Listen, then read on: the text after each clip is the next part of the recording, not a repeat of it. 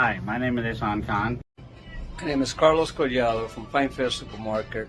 I live in Staten Island, and over 24 years, I own a grocery store, retail grocery store in Brooklyn. And during my this 24 years, I never saw the cost of grocery, bread, butter, cookie, milk going up during the administration of Biden and Harris. See those shelves back there?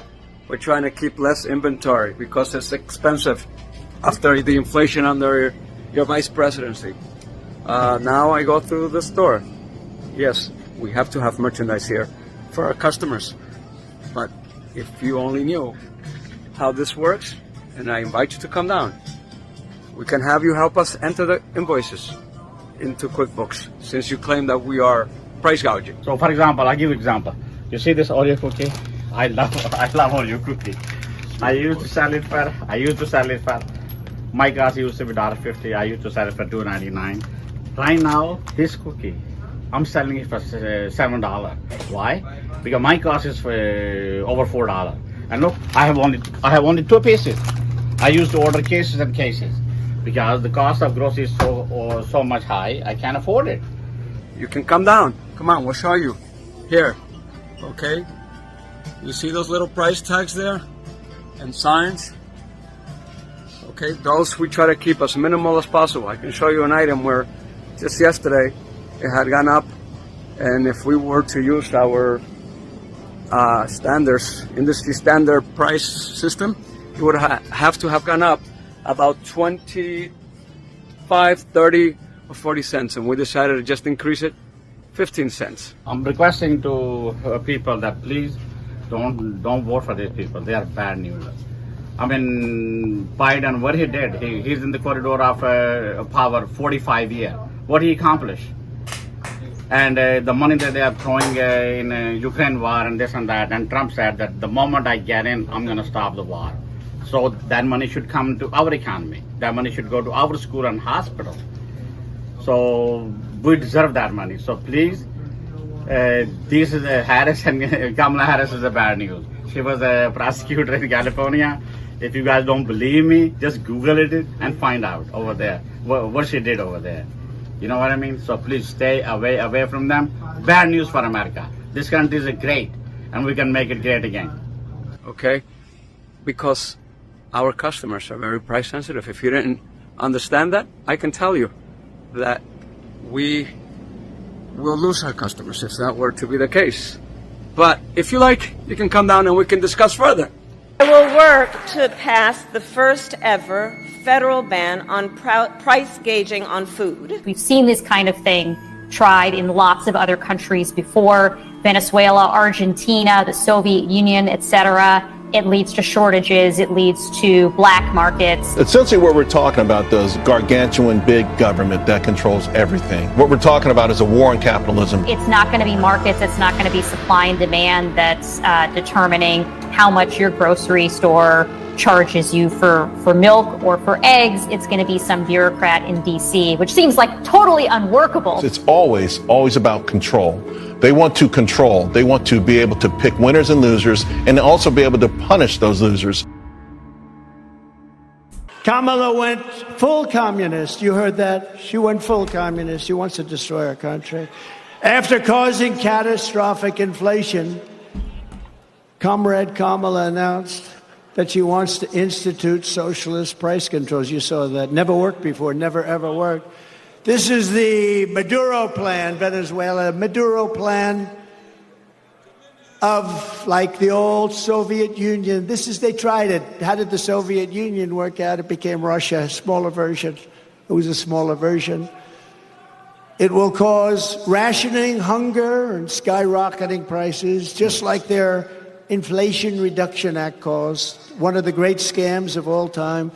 They got it approved with a beautiful name, Inflation Reduction, because inflation under their system has been so bad.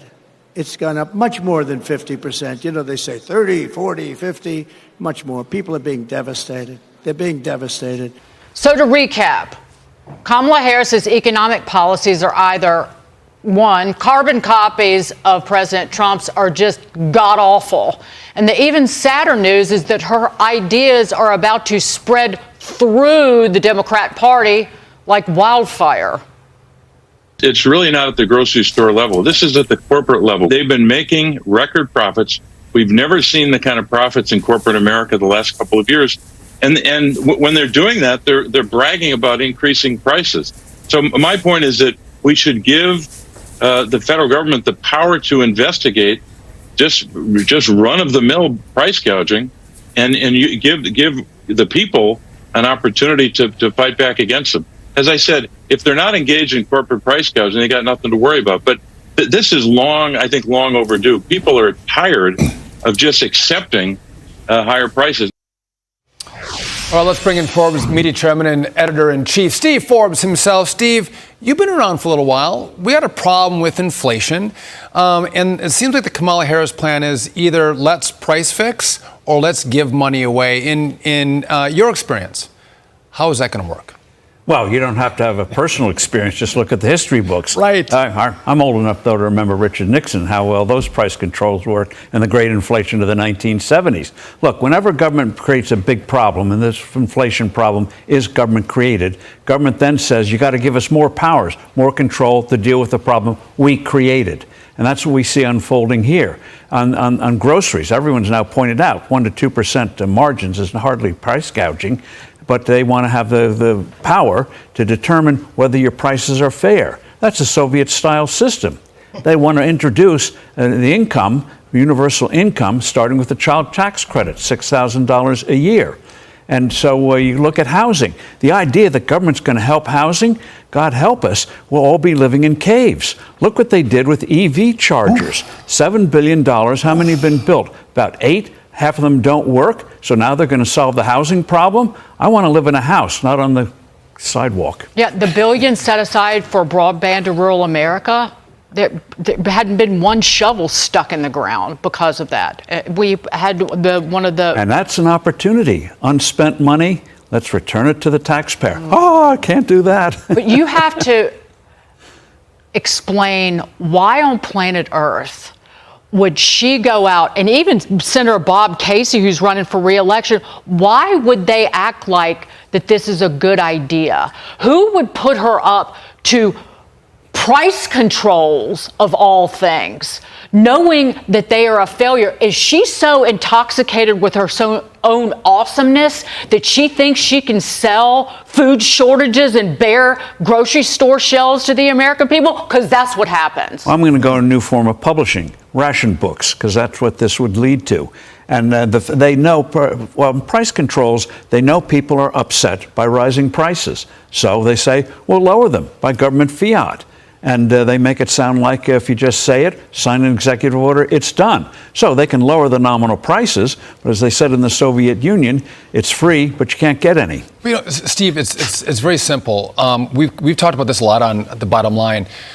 Basic supply and demand. You have this administration that has targeted farmers and ranchers. You look at the Central Valley of California, it is a breadbasket. A lot of farmers are there, and they're shutting off the water. So the farms are going out of business. They're attacking ranchers. Well, if you attack our food supply, prices are going to go up. And so the answer is, get rid of your bad policy. Let farmers and ranchers grow. Well, as President Trump said yesterday, get rid of the barriers to building houses. Yes. Why does a development in Texas take a few weeks to get underway and years in California? And on water in California, talk about agriculture there. Half of the rainfall, average annual rainfall, is flushed out into the Pacific Ocean. Flushed out, either for environmental reasons, crazy ones, or they just can't build reservoirs. So it's not a water shortage, it's government shortage. But to put an exclamation point on this, they believe that profits are evil. And they're going to decide what a company or a small business gets to earn. And this is the path. She is further left, way further left than what we've seen in the last 3.5 years. Yeah, this is cronyism. They decide who gets money and who doesn't. And by the way, they'll have to put profit in the endangered species by the time they get through. And where are you going to get the investment to get this new technology, to get the new housing, get the infrastructure? It doesn't grow on trees. It comes from people creating resources. If you don't have an environment where people can create resources, government money printing ain't going to do it. What is it? The 10 scariest words in the English language? I'm from the government, not 10, but I'm from the government. I'm here to help. Ronald Reagan's old line. We should be afraid that Kamala Harris thinks that she has. This is tyranny. Her presentation today, very cheerful, nice crowd, warm smile, and all of that. Really bad face, a good face on the most radical leftist Stalinist policies in American history. This would be an unmitigated disaster. Woo! All right, you guys, and y'all know how I feel about polls and how we really shouldn't be looking at them, but you know, we have to. Can't get complacent. Has to be too big to rig, because as you know, we are not against a candidate, we are against a machine. But this poll just dropped from CBS. CBS, and people, you know, this CBS poll is one of those ones, you know, like you know, but as you can see, the economy, inflation, border, Trump is clearing the board. 56, 61, 76. Kamala 43, 38, 24%. And yeah. Remember, she had a job and couldn't do it, huh? So I can see why those that 24% is there in 38. But we can't look at all these polls, man. I told y'all, man. We shouldn't be looking at any polls, but you know we have to. That's just how this thing plays out. But it has to be too big to rig this year, man. Too big to rig. As you can see, they have built up a candidate. The media has built a candidate up, and she's gone full communist. So she might be drinking. I don't know. She's trending right now as well as being drunk or drinking. So we're gonna drop a video on that, and of her and Walls speaking. Everybody's been sending it to me, but there it is, man. Well, let's continue with the rest of the video, you guys. I love y'all. I am wishing the best in all you guys' life, man. I hope everybody is blessed, well, and healthy, man, that you've had an amazing week, an amazing weekend, and getting ready for another amazing week as we have some more big things coming up and more coverage to give you and updates. But yeah, you just can't make this up, man.